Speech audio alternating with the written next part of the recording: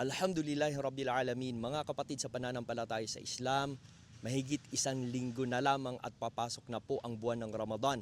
At para sa inyo na gustong kumuha ng gantimpala, meron po tayong programang Iftaros Saimin. Ibig sabihin, pagpapakain sa mga taong nag-aayuno.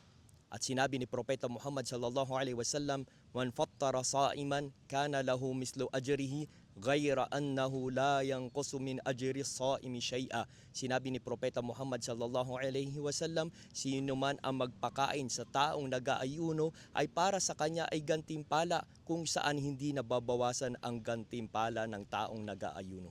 Kaya't para sa mga kapatid natin na nais magsadaka, tumulong sa landas ng Allah sa paparating ng Ramadan, pwede po kayong mag-GCash para sa inyong mga tulong insyaAllah, at makakaabot, mapapakain nyo ang mga kapatid nyong mga pulubi, walang mga kakayanan at mga yatim sa Luzon, Visayas, Mindanao.